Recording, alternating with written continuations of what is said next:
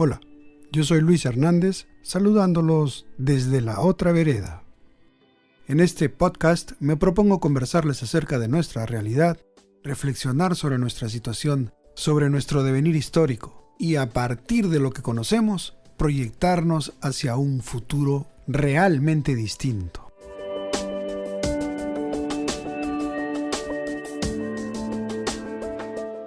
Hoy les quiero hablar sobre un tema que está relacionado con las comunicaciones, pero que a su vez y en el fondo está íntimamente ligado con la esencia espiritual de la actitud y forma de proceder de los seres humanos. Me estoy refiriendo a lo que conocemos como el doble sentido.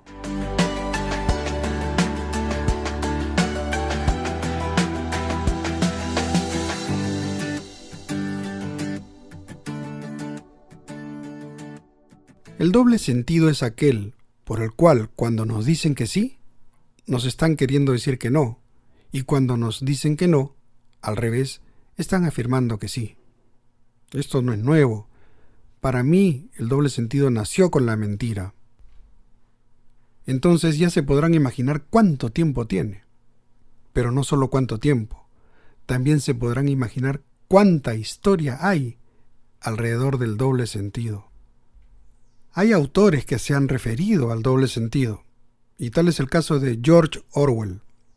Lo hizo en su novela 1984, donde describe una realidad en la que destaca ciertos elementos que valdría la pena observar. Por ejemplo, en 1984, que en realidad representa todo un escenario social, político, económico, ficticio, hay un Estado, y en ese Estado hay diversos ministerios que llevan títulos bien curiosos.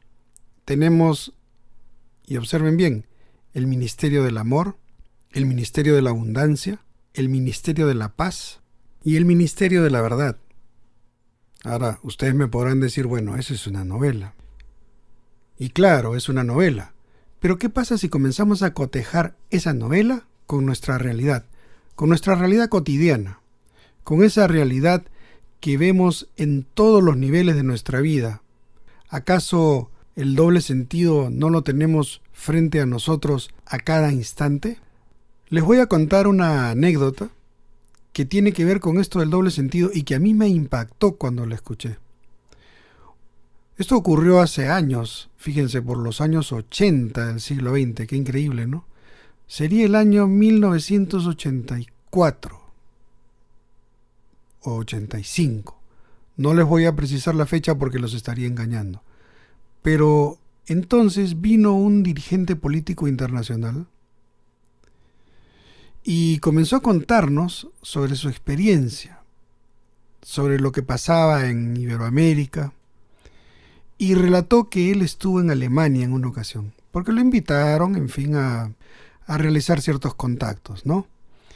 Él estuvo en Alemania y tuvo la ocasión de ir a lo que entonces era la frontera con Alemania Oriental.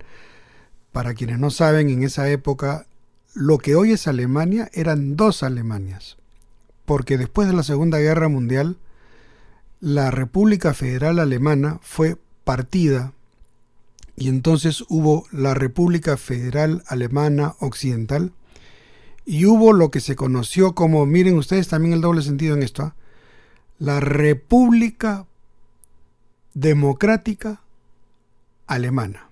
¿Ok? La República Democrática Alemana.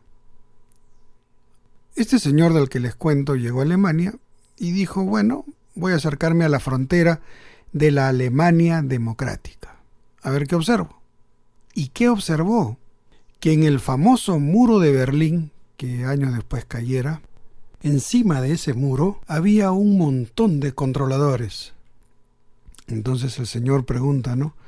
Bueno, ¿y para qué hay tanta gente ahí? Y alguien le responde, fíjese usted, señor, ilustre invitado, le vamos a explicar las cosas como son.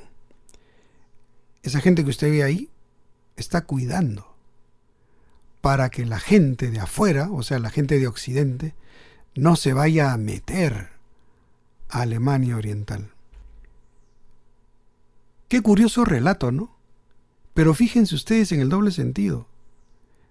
para que no se vayan a meter a Alemania Oriental, cuando en realidad lo que ocurría era que un gran número de personas de Alemania Oriental precisamente buscaba la forma de escapar de ese infierno para salir a Occidente y así poder encontrar aire puro, una sociedad abierta, donde poder realizarse, o al menos donde poder luchar para realizarse sin que un Estado opresor te diga no hagas esto, no digas lo otro, por qué dijiste, por qué te paraste, por qué hablaste con tal, por qué no te sentaste, por qué has hecho esto, por qué lo otro, etcétera, etcétera.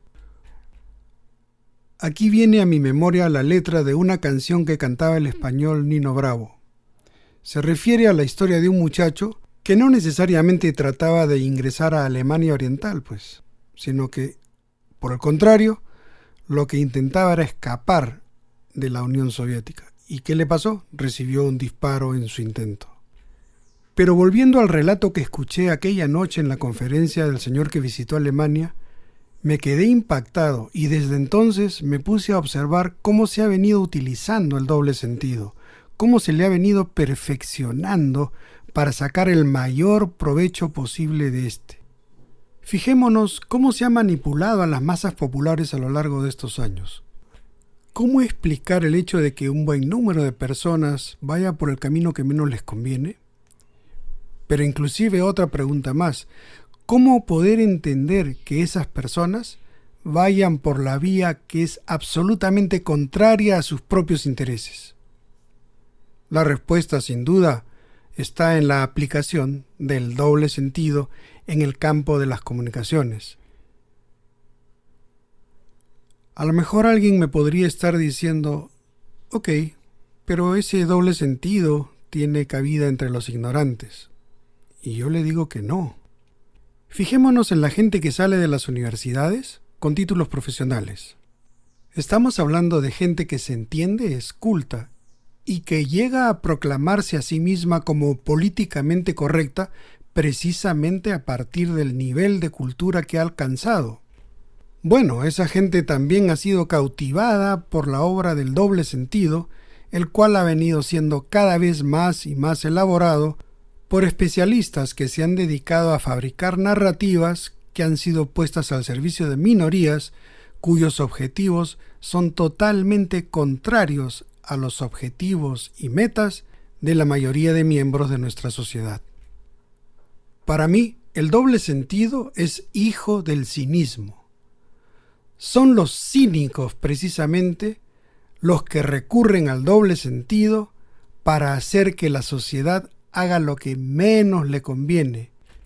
Y al final, resulta que los miembros de nuestra sociedad terminan haciendo lo que más les conviene a los cínicos que se hacen del poder para que todos trabajen a su servicio, pese a que esos cínicos andan diciendo que la sociedad es libre e independiente y que aquí no hay esclavos.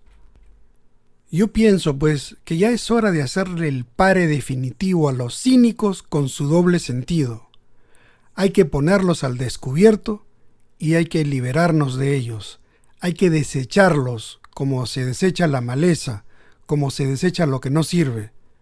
Hay que desecharlos por el daño que esos cínicos le hacen a la sociedad. Lo que estamos viendo en estos días, por ejemplo, con el caso de las vacunas en el Perú, ¿qué nos demuestra? Que quienes más dicen que aman al pueblo son los que en el fondo más lo odian, lo desprecian. Que quienes más dicen que se preocupan por el pueblo son los que más están dispuestos a enviar al pueblo al despeñadero. Nuestra sociedad no merece un trato tan vil, ruin, deleznable, despreciable y humillante como el que ha venido recibiendo de parte de unos cuantos cínicos que alguna vez la van a tener que pagar. Hasta aquí llegamos con este tema. Soy Luis Hernández, les agradezco por escucharme y los espero para una nueva edición de nuestro podcast Desde la Otra Vereda.